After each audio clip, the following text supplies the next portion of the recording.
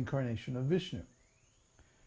So he was teaching according to the Vedic standard, although he superficially rejected the Vedas, just to stop the unauthorized animal killing in the guise of Vedic sacrifice. But actually he was teaching, theism, whereas the Shakyamuni Buddha was teaching voidism, which is completely opposed to Vedic theism. So we can understand that when the real Buddha comes, he's not going to contradict himself. He's not going to say one thing in the Vedas and then say another thing when he's teaching.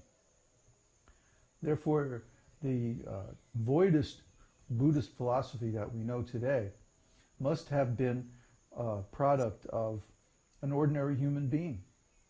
The Shakyamuni Buddha, he didn't have the unlimited intelligence or the perfect understanding that the original Buddha had. So we get the Buddhism of today, which is just this nonsense concoction. In fact, some of the arguments that the Buddhists advance are really good ideas for God. For example, they say that the illusion of the material world is not in the material world. When we say the material world is an illusion, what do we mean?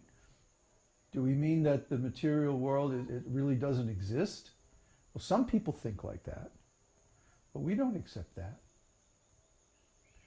Our understanding is that the material world is real because it's the energy of the Lord.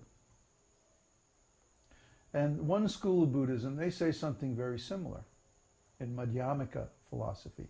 They say that the material world is real, but our understanding of it is an illusion. And that's actually very close to Vaishnava philosophy. The material energy is real because it's energy of the Lord. But the way we see it is wrong because we see that individual objects have independent existence. See, no strings, no wires, nothing up my sleeve, no sleeve. But it looks like it has its own existence. But actually, the existence of this glass is completely dependent upon a chain of causes. Somebody had to mine the iron. Then somebody had to smelt it and make it into steel. And then mix it with different other metals and make stainless steel. And then somehow or other it was rolled or turned or molded or whatever the process they used to make the glass. And then somebody had to ship it and put it in the store and so on and so on. And there's this whole chain of links of causes. The scientists say that these heavy elements like iron come from supernova explosions. So billions of years ago, some supernovas had to explode and spew out all this iron into the galaxy, and then it condensed into clouds, and then eventually made the planet that we live on. Yeah, if you believe that story. Anyway. Anyway, here we are with this glass. It appears to have its own separate existence, but actually its existence is very conditional upon all these other causes that went before. It doesn't have independent existence at all. And someday, this glass is going to get lost or broken or something will happen to it, and it'll wind up going back into the ground again. And maybe some archaeologist 10,000 years from now will find it and say, look, they were civilized. They had metal glasses.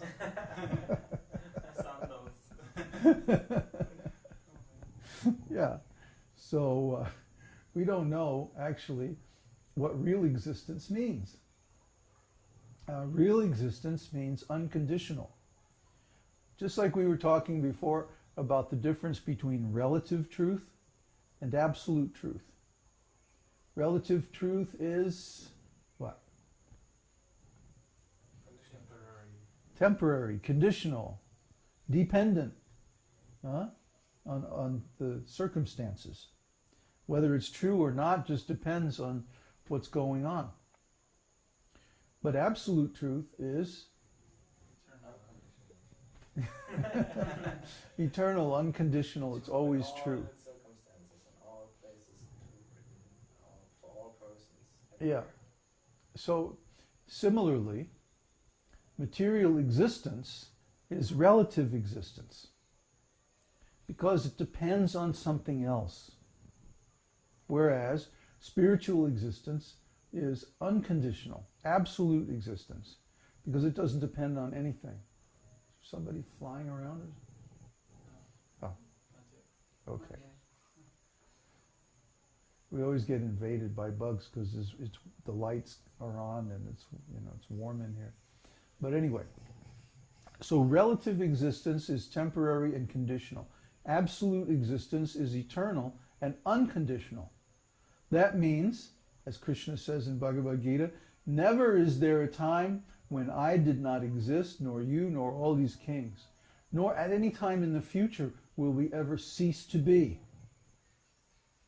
The soul is eternal, immortal, indestructible, cannot be cut into pieces by any weapon, cannot ever be destroyed in any way. That's Krishna's statement. That's Krishna's guarantee. So that means we already have eternal life. We don't have to do anything to get it. So then the question becomes, what are we going to do with it? We have this eternal existence. So are we just going to sit around and work in the material world like we've been doing? Because we all experience that our material work is not satisfying. Because, why? It's relative work. It's conditional. It's temporary. And its fruits are also temporary and conditional and imperfect. And worst of all, it produces karma.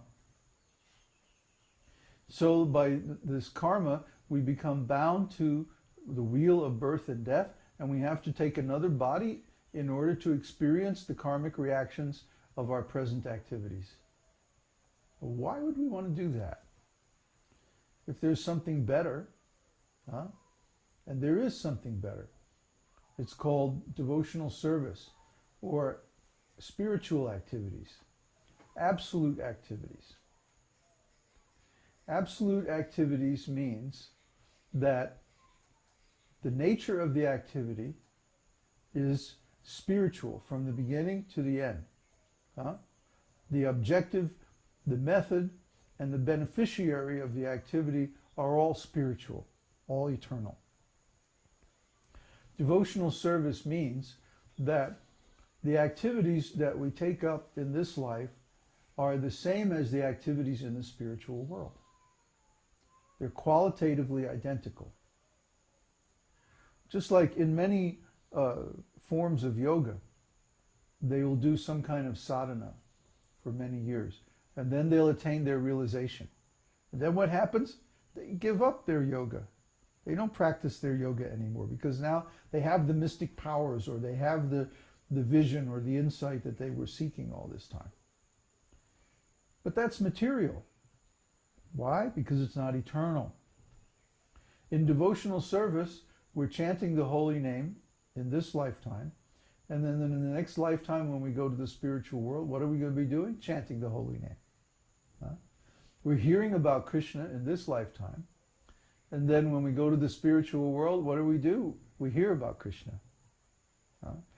Then we serve Krishna in this body, and in the next body, we're going to be serving Krishna. So these are eternal activities, and they not only do they never end, but they constantly give us increasing pleasure. We were talking last night about the etymology, right, of the word Krishna, the derivation of the word roots. Krish means one who does, or one who makes something, or making something, or doing something. And na means pleasure. Not just any kind of pleasure, but transcendental pleasure. So Krishna is one who makes, or one who produces or supplies transcendental pleasure to all his devotees. That's why Krishna is the primary name of God. Because God is the source of everything enjoyable. Yeah? He's the reservoir of pleasure.